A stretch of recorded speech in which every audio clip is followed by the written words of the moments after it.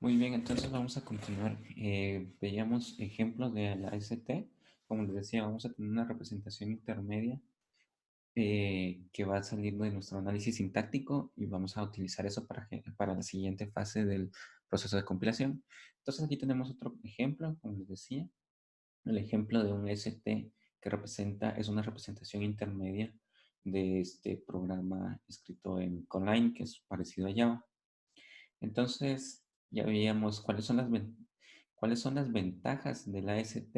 Ya veíamos que ocupa menos espacio en memoria, menor complejidad para ejecutar instrucciones, permite la implementación de patrones para el desarrollo de compilador e intérpretes, como los patrones de diseño que hicieron o investigaron en su primera tarea. Entonces, ¿para qué sirve la AST? La AST será la salida de nuestro análisis sintáctico. Es la representación intermedia que nos permite poder continuar con el proceso de compilación, y su utilización inmediata es para realizar el análisis semántico y la generación de código intermedio en caso de un compilador o en la ejecución del programa en el caso de un intérprete. Entonces lo que tenemos acá es, vamos a seguir. Eh, Ahora la siguiente fase va a ser el análisis semántico. Como dijimos, en nuestro caso vamos a tener que la salida del análisis sintáctico va a ser un AST que va a representar nuestro programa. Y luego vamos a seguir trabajando. Entonces, en esta práctica creo que lo hicieron, o sea, se hizo mezclado, o sea, no del análisis sintáctico de una vez hacíamos varias acciones. Entonces, ahora lo que vamos a ver, como prácticamente el curso se trata de que aprendamos o sea, formas prácticas de aplicar los conocimientos de compiladores, pero la base es que nosotros aprendamos a ejecutar o a trabajar con programas, con lenguajes de programación.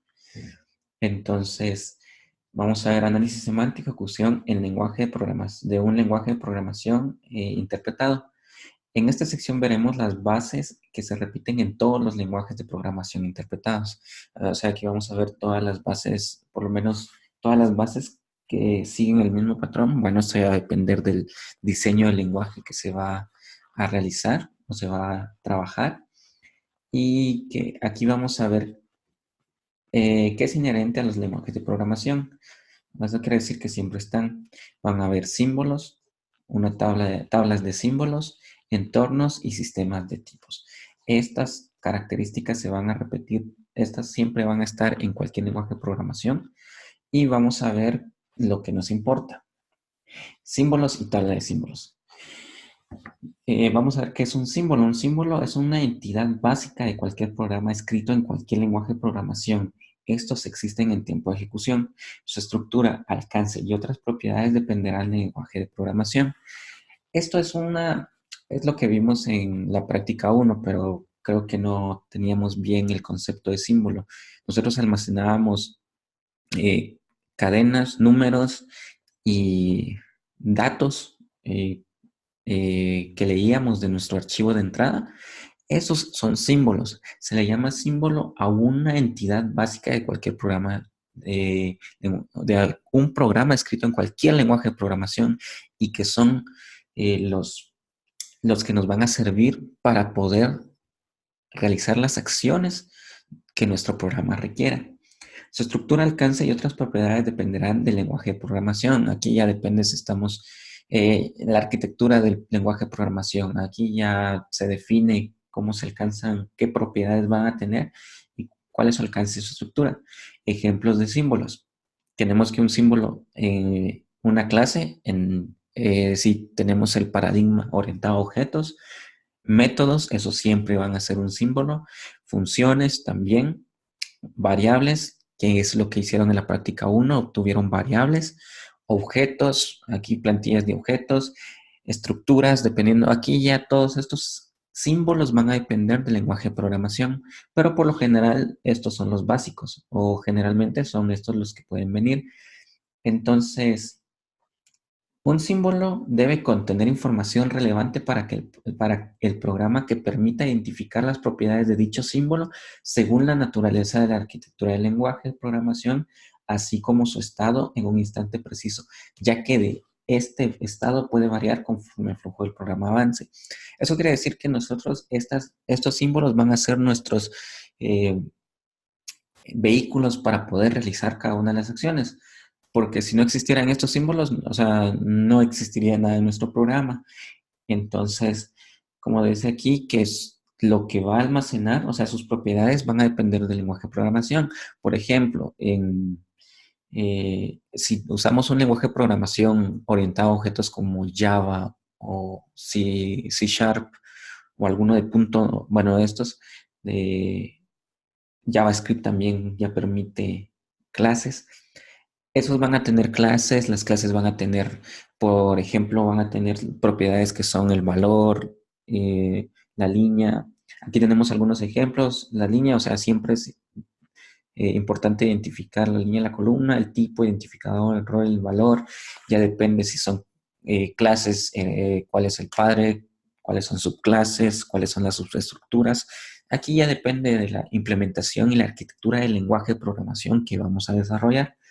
Entonces tenemos que los símbolos son esas unidades básicas que permiten que nos permiten almacenar información y poder realizar las diferentes acciones que nuestro programa fuente requiera. Bueno, entonces vamos a tener una, un objeto que se llama tabla de símbolos. ¿Qué es la tabla de símbolos? Es una estructura de datos que almacena símbolos, así prácticamente como lo dice su nombre. Los símbolos que deben almacenar dependerán del lenguaje de programación a implementar y también el diseño arquitectónico del compilador o intérprete a desarrollar. La tabla de símbolos es una estructura de datos, así como lo dice, o sea, es una tabla, podemos implementarlo con cualquier estructura de datos. Lo recomendable es que sea una hash, una tabla hash para que sea de fácil acceso, pero esta nos va a permitir almacenar los símbolos. Imagino que es la misma, esta misma idea utilizaron para su práctica, para los que implementaron una lista o alguna estructura donde iban a guardar esa información para cuando iba a ser necesario, cuando necesitábamos y solicitábamos esas eh, su información o sus valores las podíamos obtener. Entonces la tabla de símbolos es una estructura que nos permite almacenar símbolos, nos permite insertar, nos permite modificar, nos permite obtener, guardar y todas esas acciones que nos permite una de estas estructuras de datos. Entonces tenemos la tabla de símbolos por alcance. ¿Qué se refiere a esto? El término alcance del identificador X en realidad se refiere al alcance de una declaración específica X. El término alcance por sí solo se refiere a una parte del programa que es de alcance de una o más declaraciones. ¿Esto qué quiere decir? La tabla de símbolos por alcance. Esta idea básica quiere decir que nosotros vamos a tener una tabla de símbolos según el ámbito que nosotros tengamos. La tabla de símbolos nos va a permitir encapsular símbolos pertenecientes a un fragmento de nuestro programa. Si se dan cuenta, por ejemplo, aquí tenemos una variable pública, una variable entera contador que está en esta clase. Y aquí tenemos otra variable que se llama el contador. No nos da ningún error. ¿Por qué? Porque en este caso, el lenguaje de programación Java indica que aquí adentro se crea una nueva tabla de símbolos. Entonces tenemos esta tabla de símbolos y esta otra, que esta va a estar separada de la que está de aquí arriba. Sí podemos, en Java podemos obtener esta variable utilizando this, que se refiere que va a ir a buscar no en la tabla de símbolos de este fragmento de código, sino que de este. Y en dado caso de que no existiera una variable acá y no le ponemos el this, va a ir a buscar la tabla de símbolos. Entonces la tabla de símbolos nos permite delimitar el alcance de una variable o establecer el alcance de una. Si se dan cuenta, aquí tenemos un for y si se dan cuenta, aquí dentro de este for declaramos otra variable contador y aquí tenemos un error. Nos dice que esa variable ya existe en este fragmento de código. Si se dan cuenta, aquí nos muestra ese error, no porque exista esto, sino porque ya existe acá. Entonces nos una tabla, el alcance de la tabla de símbolos nos permite delimitar el alcance de una variable o indicar cuando una variable. ¿Y por qué no podemos tener dos variables con el mismo nombre? Porque tiene que ser un identificador único, si no, no podemos almacenar, no podemos saber qué símbolo estamos almacenando. Los símbolos tienen que tener un identificador único, si no tenemos que mostrar un error semántico. No se puede. Entonces, a este alcance que le tenemos acá le llamamos entorno, pero en este caso son entornos en tiempo de ejecución. Un compilador debe implementar con precisión las abstracciones expresadas en la definición del lenguaje fuente. Por lo general, estas abstracciones incluyen los conceptos que vimos que son básicos para la ejecución, como los nombres, alcances, enlaces, tipo de datos, operadores, procedimientos, parámetros y construcciones del flujo de control. El compilador debe cooperar con el sistema operativo y demás software del sistema para dar soporte a estas abstracciones. ¿Esto qué quiere decir? Que el sistema operativo, cuando nosotros ejecutemos este programa, ya sea compilado o sea interpretado, nosotros, la computadora o el intérprete va a pedirle espacio a memoria al sistema operativo para almacenar sus símbolos, para poder almacenar toda la información referente al programa para su ejecución. Entonces, va a pedir un espacio de memoria para, para esto.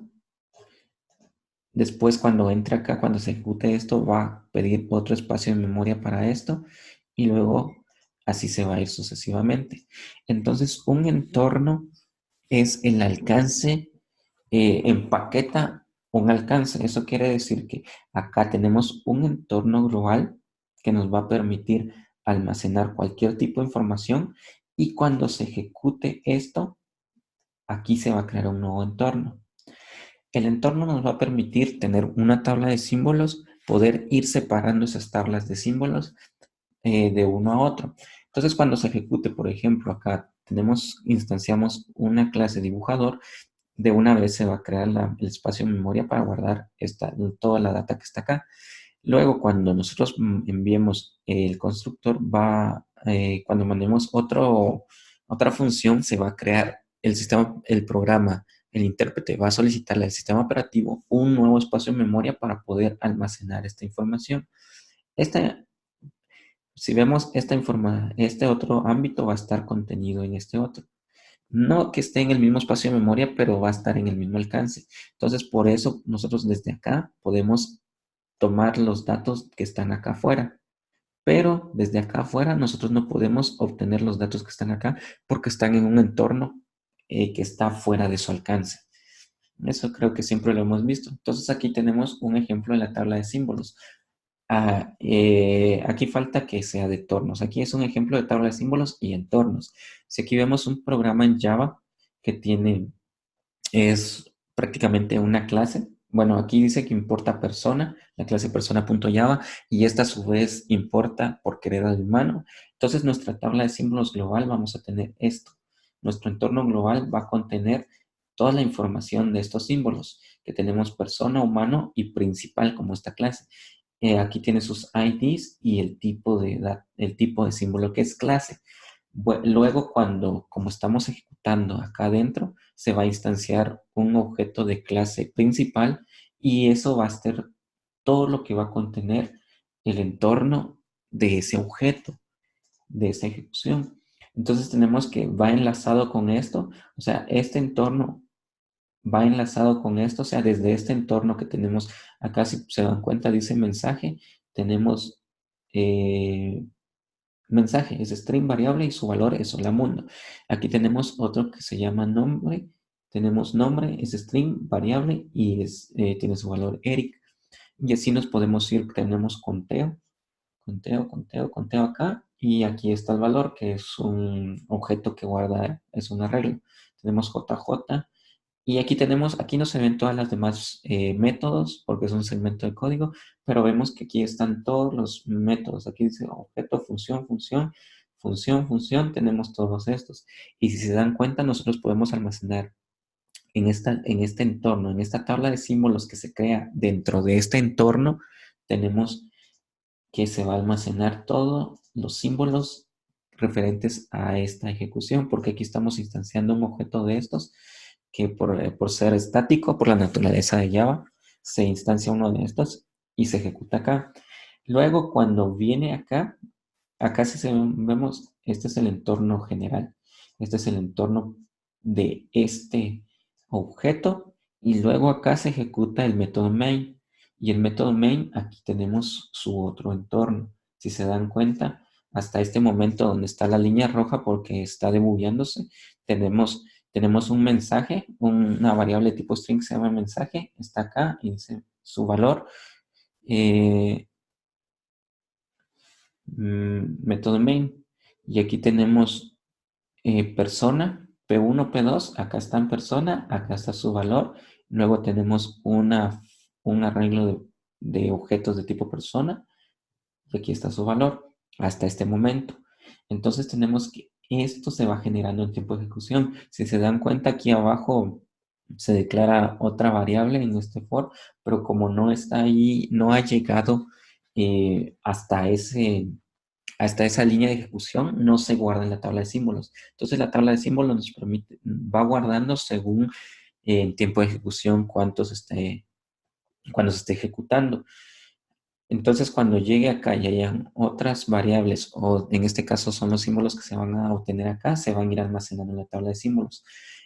Entonces, la tabla de símbolos está contenida en un entorno y el entorno nos permite indicar el alcance de todos los símbolos que contiene un entorno de ejecución.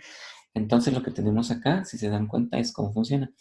Y aquí tenemos acá tenemos un reporte de estos símbolos que tenemos acá. Acá no se ve tan claro, pero acá sí se puede ver bien claro cómo primero se genera esto cuando se ejecuta el programa, luego cuando se instancia la clase persona, se genera esta otra tabla de símbolos donde se almacenan todos los símbolos que contiene, eh, en este caso, esta clase, este objeto, y luego cuando se ejecuta el método main, se genera otra tabla de símbolos, otro entorno. Por ejemplo, si aquí llamásemos a un método, se va a generar otro entorno acá y se va a anidar a estos. Por eso se dan cuenta que aquí nos permite tener otro, aquí es igual que Java, prácticamente es una copia de Java este lenguaje. Tenemos una variable tipo string mensaje que tiene método main como valor, una cadena que dice método main, y aquí afuera tenemos otra también que se llama mensaje. Entonces nos permite separar eso y nos permite restringir el alcance y que no se nos eh, que nos permite declarar un montón de variables, aunque tengan el mismo nombre, que estén fuera de su alcance. Entonces, este es el ejemplo de la tabla de símbolos y esto de entorno nos va a servir para poder hacer la ejecución. Como les decía, esto sirve en tiempo de ejecución. En el libro hay hay una clase, no recuerdo bien la página, se los voy a publicar también, en donde dice cómo implementar directamente en Java y también en C, cómo implementar estos entornos que son en tiempo de ejecución. Entonces, estos entornos se van a ir creando en tiempo de ejecución cuando nosotros vamos a estar recorriendo nuestro AST, cuando nosotros ejecutemos las instrucciones de nuestro programa. ¿Por qué viene esto de que tenemos del entorno? Porque en nuestro proyecto vamos a tener diferentes, vamos a ver, proyecto, acá estamos.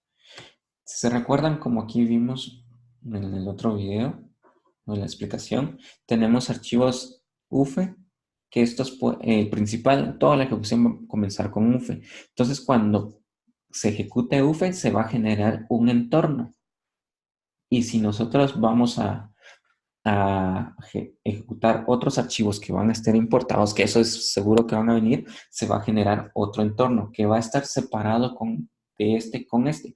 Porque aquí, en este otro archivo, cualquier otro archivo, si vemos acá por el ejemplo que está acá, vamos a ver, creo que está acá arriba. Acá. Por ejemplo, tenemos el archivo app.uf que va a ir a importar y botón.uf que ese archivo se va a ejecutar. Puede que aquí hayan variables que tengan el mismo nombre que estén acá, pero no tienen nada que ver porque son entornos diferentes. Entonces, para eso nos sirve el entorno. En nuestra práctica, como solo analizábamos un solo archivo, entonces no había tanto problema, todo iba a estar en la misma tabla de símbolos, en el mismo entorno. Ahora aquí vamos a necesitar que se induzcan nuevos entornos. Entonces, cuando nosotros ejecutemos se va a crear una tabla de símbolos que va a guardar todo lo que tenga acá. Pero cuando ejecutemos, si se importa alguno de estos, se va a generar una nueva tabla de símbolos que no va a estar enlazada esta con esta, va a ser un espacio de memoria diferente y no va a tener nada que ver uno con lo otro. Se va a ejecutar, va a devolver y va a devolver el valor a UFE. Entonces, por eso es necesario que nosotros aprendamos sobre los entornos en tiempo de ejecución. Yo creo que inherentemente, como hemos programado desde toda la carrera, o tenemos conscientes de qué es un entorno y cuál es el alcance, pero no sabemos cómo implementarlo. Entonces, tenemos que crear una tabla de símbolos, tenemos que crear los entornos van a tener una tabla de símbolos dentro. Les voy a mostrar un ejemplo que tengo acá del entorno, la clase entorno. Acá tenemos símbolo, por ejemplo, por ejemplo, acá tenemos entorno, entonces podemos agregarle todo lo que nosotros necesitemos para saber, para poder ejecutar, y tenemos entorno. Entonces tenemos entorno. Y entorno, si se dan cuenta, lo único que tiene es un entorno que es el apuntador al entorno anterior, en dado caso de que se induzcan nuevos entornos, pero como aquí vimos que cada ejecución de cada archivo va a tener un entorno diferente, entonces no va a haber problema. Y aquí tenemos una hash table que va a ser nuestra tabla de símbolos, y aquí otras cosas que esto ya depende de su implementación. Entonces tenemos una tabla hash de string que va a ser el ID, y tenemos símbolo, que es lo que se va a guardar en esta tabla de símbolos. Entonces tenemos esta implementación, pero vamos a ver, esto ya va a ser en tiempo de ejecución. Si se recuerdan, tenemos nuestro AST. Espero que hayan leído sobre el patrón de diseño, los patrones de diseño, podríamos implementarlo. Yo creo, no creo, estoy seguro que luego, ya para la implementación del segundo proyecto, vamos a enseñarles este patrón de diseño para que podamos aprender a hacer bien un compilador, o un intérprete en este caso, y que ya con eso ya nosotros ya podamos avanzar bien a nuestro siguiente curso y tener una base muy bien hecha. Entonces, esto es lo que estábamos en esta sesión. Cualquier duda, ya saben, comentar, podrían comentarla. Y espero que comience su proyecto. Y crearé, bueno, la única diferencia es que para crear el AST, como les decía cuando les explicaba el proyecto, para los demás no es necesario hacer un AST. Para los primeros dos lenguajes, para el de HTML, no es necesario, solo sintetizamos los valores necesarios, que son tres: el título, la cadena de no-UFE y el ID de los divs. Y en el lenguaje CSS solo vamos concatenando listas y listas de estilos. Ahora en el lenguaje USAC Frontend sí necesitamos guardar el AST para poder ejecutar nuestro programa. Entonces, eh, vamos a ver en la siguiente clase cómo generar un AST y cómo recorrerlo. Entonces, si se dan cuenta, bueno, para crear un AST, vamos a ver cómo hacerlo desde Irony. O sea, vamos en nuestras acciones sintácticas, vamos a poner cómo generar uno de estos, un AST, y cómo recorrerlo. Creo que hay un ejemplo, lo voy a publicar en GitHub. También tengo un ejemplo de cómo crear un AST. En este caso va a ser en, en C, pero es lo mismo acá. Tenemos intérprete acá. Sí, aquí tenemos uno en C, que prácticamente es lo mismo. O sea, vamos a ver, primer recorrido. Resultados en no es Bison, es punto Bison. Tenemos el parser.gg. Entonces aquí vemos cómo creamos nuestros nodos. Este es un no AST. Entonces vamos armando nuestro nodo, vamos armando nuestro árbol, así como lo hacíamos en estructuras. Hacemos en estructuras, vamos armando un árbol y luego lo vamos a ir recorriendo. Eh, Primero podríamos, intenten como armar un árbol normalmente, después vamos a ver cómo recorrerlo así con un switch case, porque prácticamente nosotros vamos a tener que recorrer este árbol y según cada uno de los nodos vamos a tener que hacer diferentes acciones.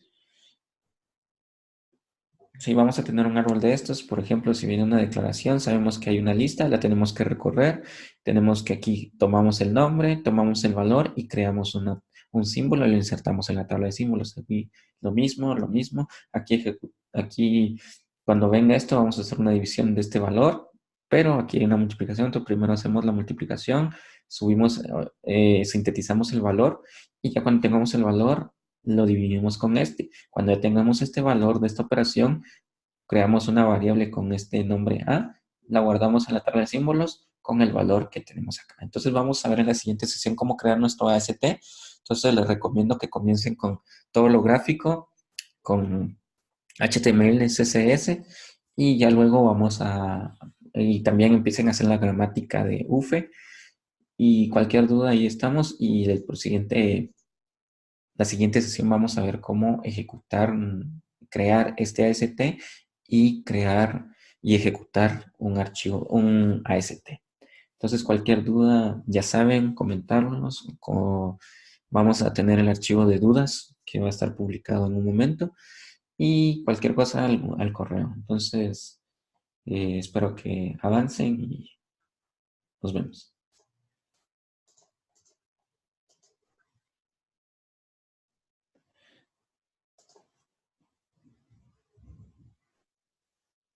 Mm.